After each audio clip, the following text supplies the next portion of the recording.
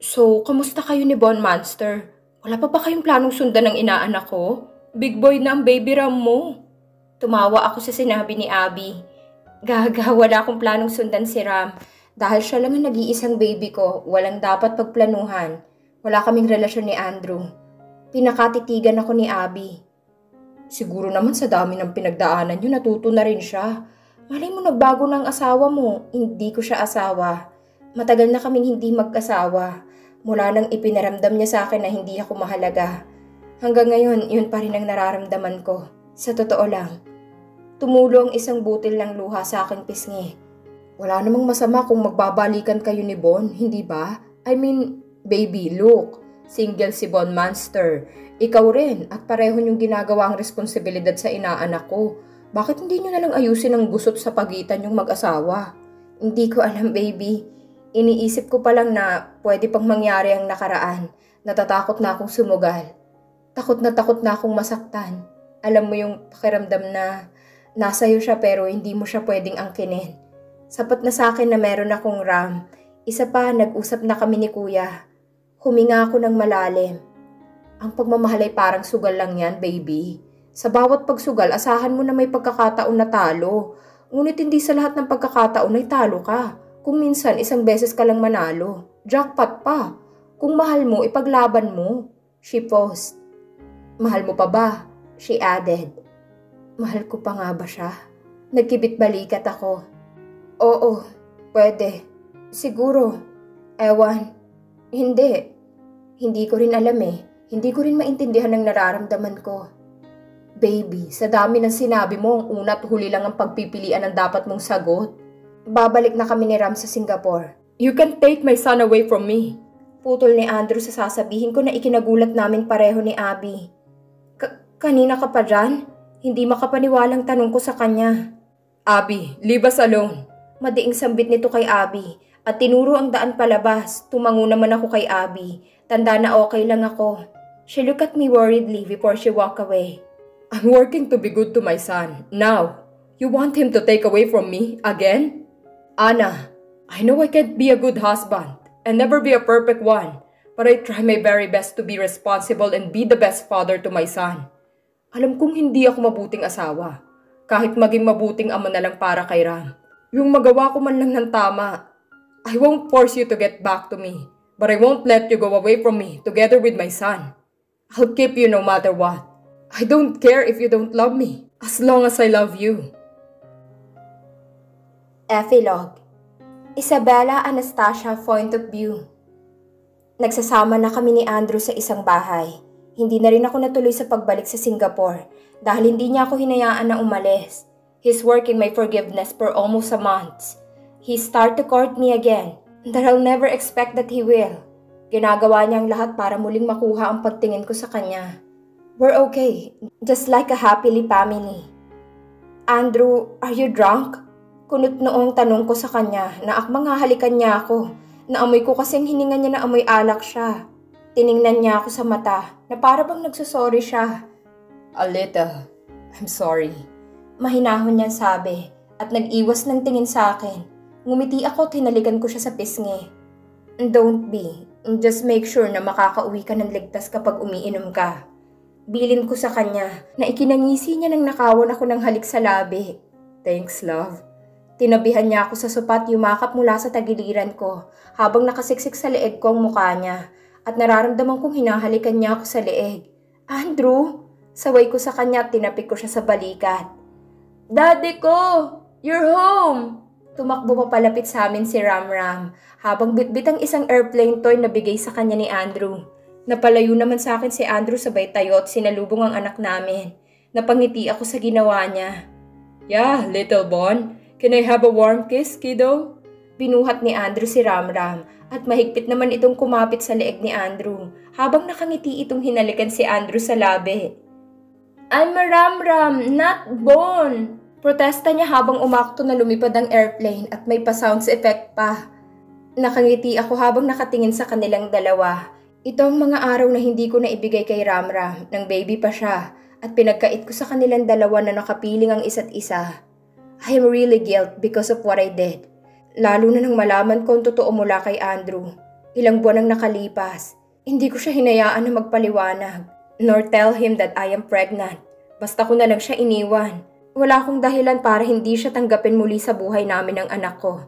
Nang malaman kong buong katotohanan, wala pa rin nagbago sa nararamdaman ko sa kanya. Mahal na mahal ko pa rin siya sa kabila ng maraming taon na nakalipas na hindi kami magkasama. He's really doing great to be a father. Earth to you, my love. Napakurap ako nang maramdaman kong labi niya sa labi ko, and I heard the soft chuckle from my son. Mommy!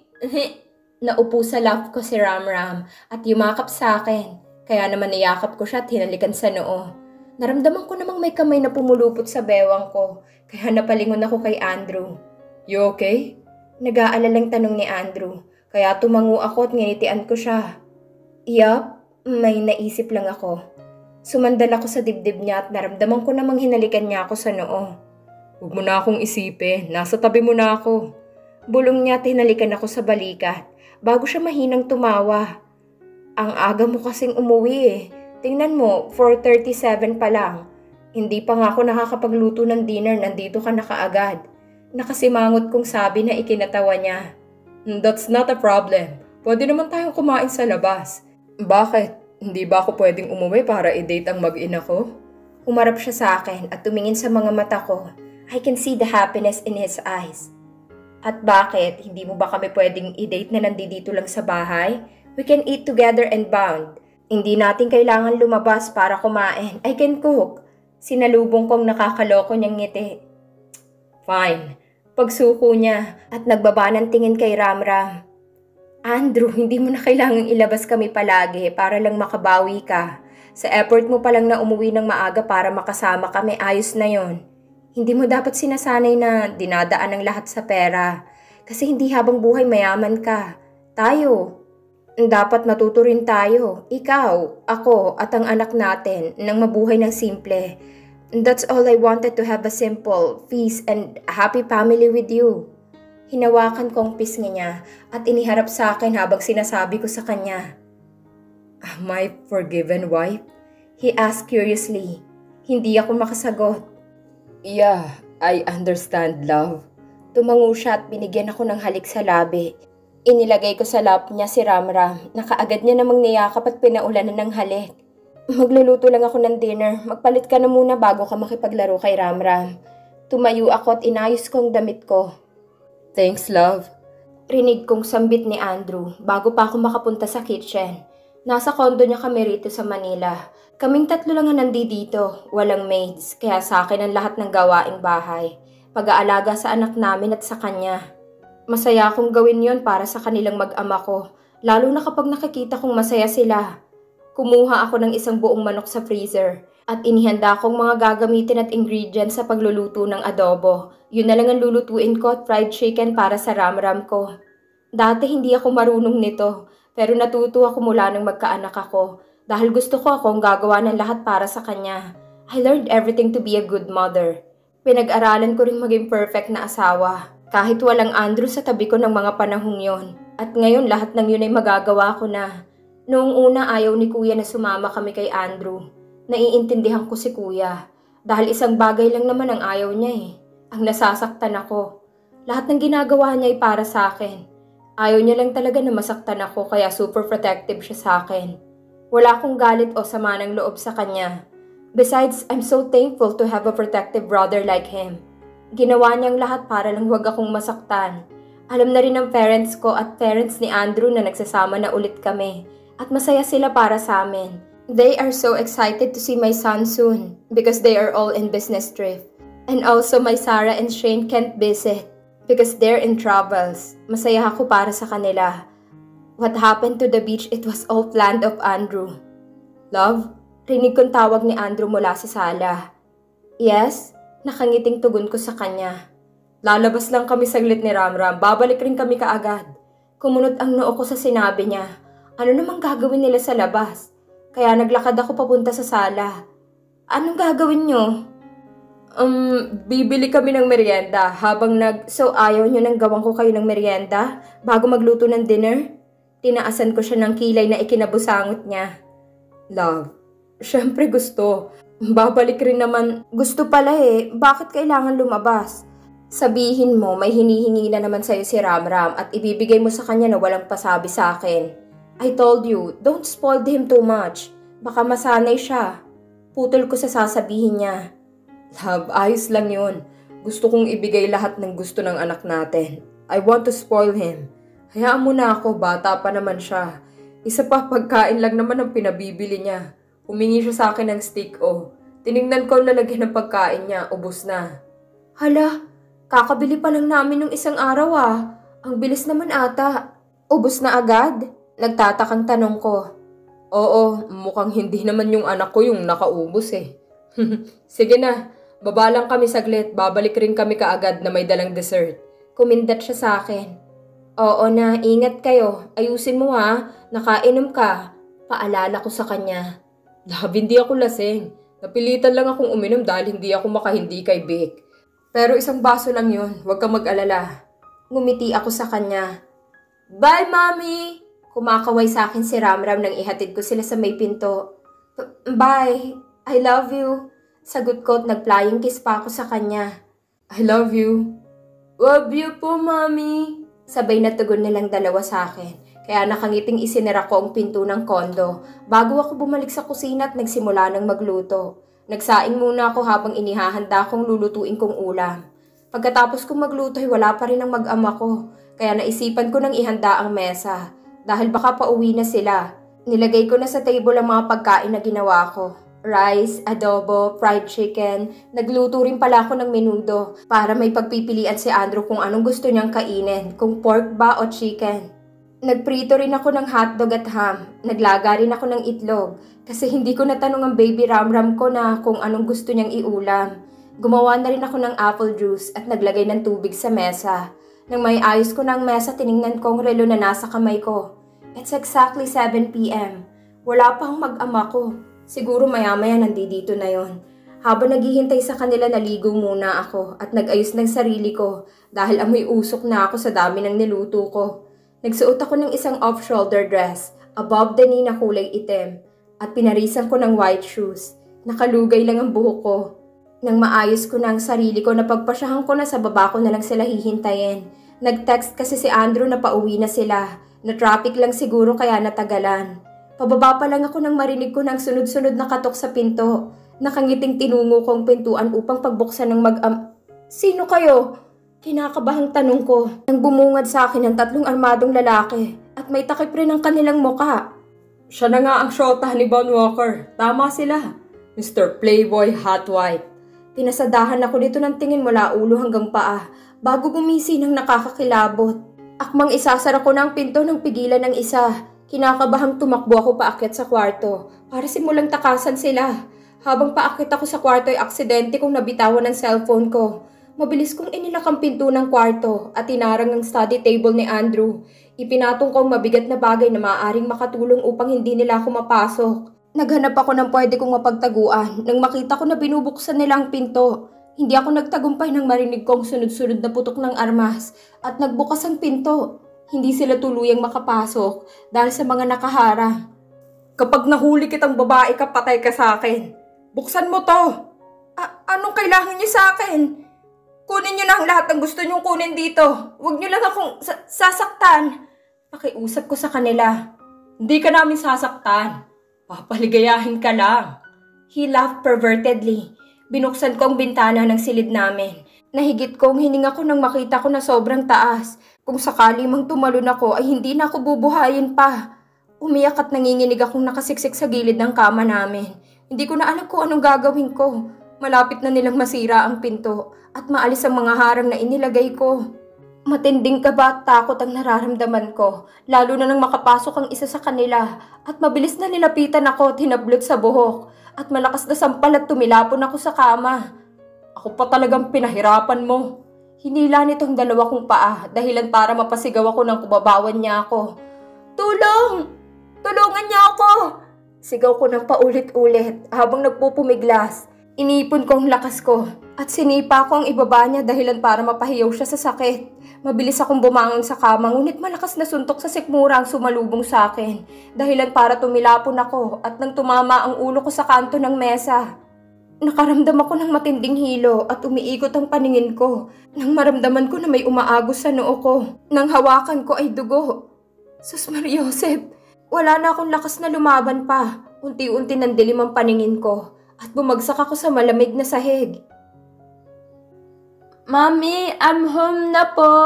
Napangiti ako nang makita ko siyang nagtatalon. He looked so very happy. Saan naman kaya siya dinala ng daddy niya? Pero teka, nasaan na naman si Andrew? Seems like you are so happy, my friends. I commented. Napatingin sa akin si Ramram na para bang kumikinang ang mata niya nang makita ako.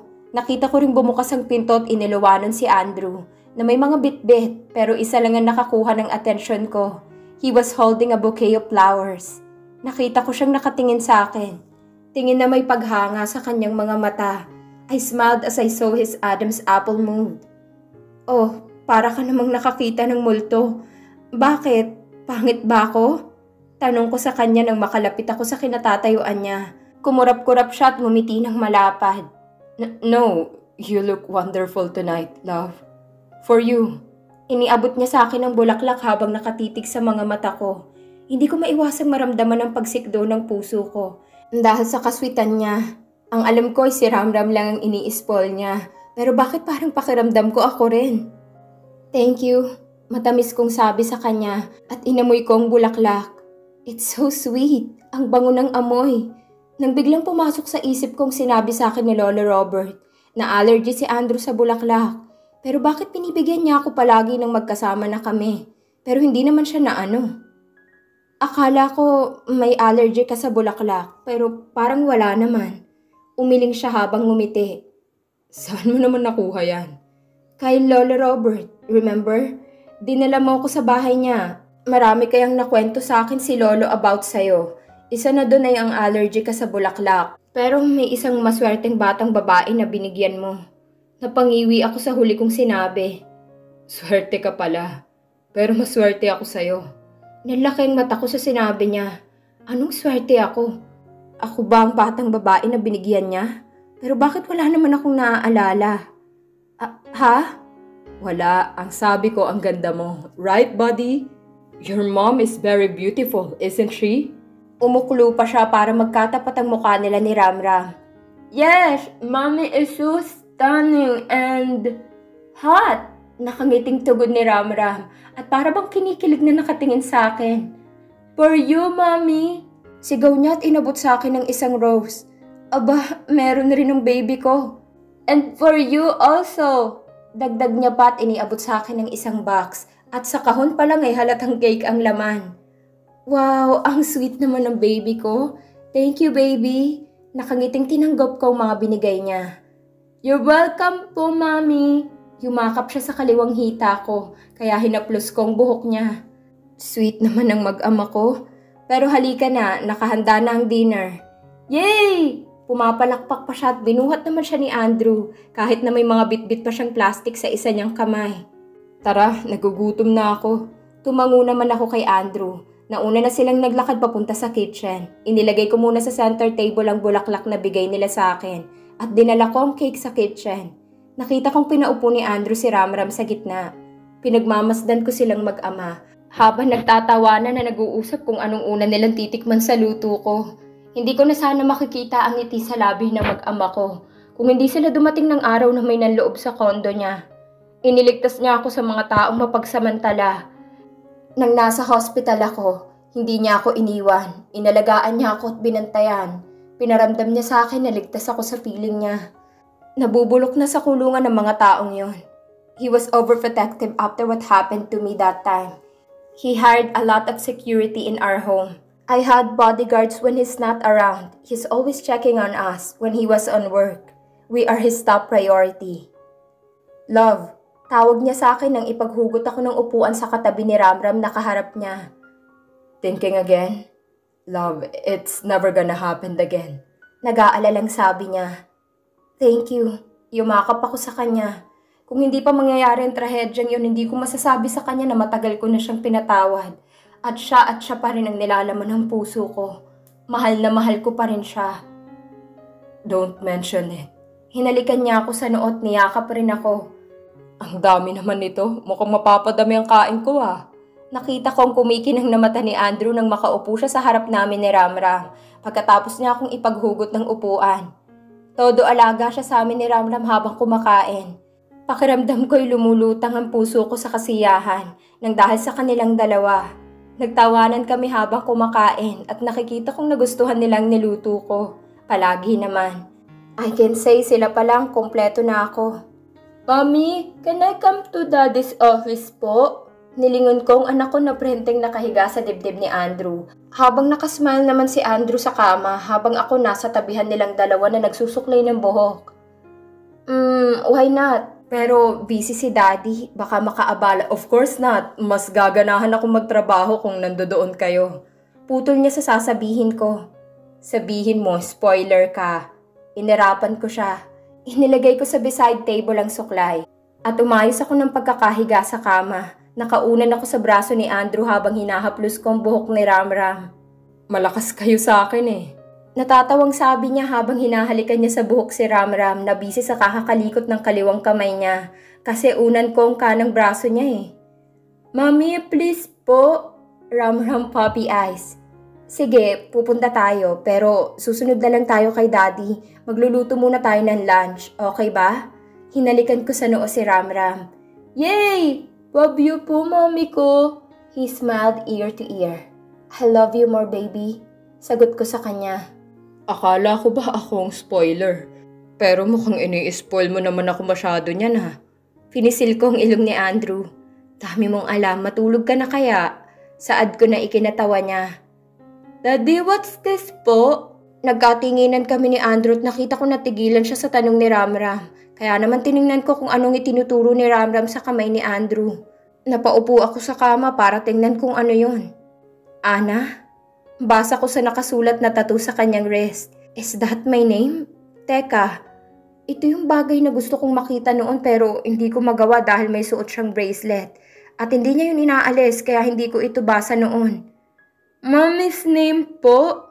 Nakita ko nag-angat ng tingin si Ramram sa daddy niya. Yes. Wanna put here your name too? Tanong ni Andrew at itinaas ang kanang kamay niya at itinuro ang wrist niya. Sisiguraduhin kong susulitin ko ang bawat minuto na kasama siya. Umaling ako sa kanan ko at nakita kong asawa kong mahimbing na natutulog. Sa tabi ko, para siyang si Ramram. Ang sarap pagmasdan kapag natutulog. Pakiramdam ko tuloy sobra silang komportable sa akin dahil sa pagkakahimbing nila. Humarap ako sa asawa ko at pinagmasdan ko ang kanyang muka. Ang ganda niya at mas lalo siyang gumanda. I love her so much and I can't explain how much I love her. All I know is I don't want to lose her again in my life. I won't let anyone to suffer again and get hurt. I can't afford to lose her. Seeing her unconscious that time is like I am the one who get hurt. Inabot ko ang phone ko na nasa beside table sa tabihan ni Ana. Tiningnan ko ang oras at nakita kong 3:00 na sa madaling araw. Shit. Hindi na ako dinadalaw ng antok. Sumiksik ako sa asawa ko at isinubsob ko sa leeg niyang mukha ko. Ang bango niya. Bango na hindi ko pagsasawaan. I kissed her neck. I licked it until I heard her soft moans na mas lalong ikinainit ng katawan ko. I kissed her neck, go to her earlobe. I look up in her face and I can see she was opening her eyes. I smiled and she smiled back. Seryoso? Tiningnan ko siya ng explain look. Bakit pangalan kong nakalagay sa wrist niya na parang bracelet tuloy dahil sa dugtong-dugtong ang pagkakasulat? Bago pa kita pakasalan, nasa pulsuhan ko ng pangalan mo. Bata pa lang tayo, Ana. Alam kong mahal na kita. Seryoso niyang sabi na ikinalaki ng mata ko. Love you po, daddy ko. Napangiti ako nang si Ramram ang sumagot kay Andrew. Hindi ko alam kung ano sasabihin ko pagkatapos ng sinabi niya. Wow, ganun niya pa ako kamahal? Para ipalagay sa balat niya ang pangalan ko. At kahit nagkalayo kami ng ilang taon, hindi niya pinatanggal. Umiga ulit ako sa tabihan niya at niyakap ko siya. Naramdaman ko ring ipinulupot niya sa katawan kong kanang braso niya. Mahal niya na ako nang hindi ko alam. Bon Andrew Cloud. Nagising ako sa gulat na wala na sa dibdib ko ang anak ko. Akala ko nahulog pero nasa tabihan ko lang pala. Mahimbing na natutulog. Napangiti ako nang makita kong tulog na tulog siya at napakasarap niyang pagmasdan. Inayos kong una na yakap niya. Hindi ako magsasawang alagaan siya. Marami man ang nasahing na oras at panahon na hindi kami. Hormones in between of my kiss. Unay, hinahayaan niya lang akong halikan siya. Pero hindi rin nagtagal tinugod niyang mainit kong halik. Andrew, tawag niya sa akin na halos bulong. Naistorbo ko ba ang tulog mo? Tanong ko, tinalikan ko siya sa tungki ng kanyang ilong. Ano bang ginagawa mo? Hinawakan niya ako sa balikat at bumaling sa anak namin na nahihimbing na natutulog sa tabihan ko. Waking you up to make love with me. Bulong ko sa kanya at walang sabi-sabing inangkin ko ang labi niya. I love you so much, love. I whispered. I love you too, Andrew. This is the life I wanted with her. Bata pa lang ako siya nang hinihiling ko na makasama ko sa habang buhay. Pero nawalan ako ng pag-asa na makamta ng pangarap na yon. Mula nang iwan niya ako. Pero eto ako ngayon. Abot kamay ko ng pangarap. At hindi ko sasayangin ang mga pagkakataon na ipakita sa kanyang pagmamahal ko. I love her so much, and our kid, and future kids. They are my happiness, my peace and everything to me. I, Bon Andrew Skywalker, behalf of my lovely wife, Isabella Anastasia Johnson Walker, is now officially signing off.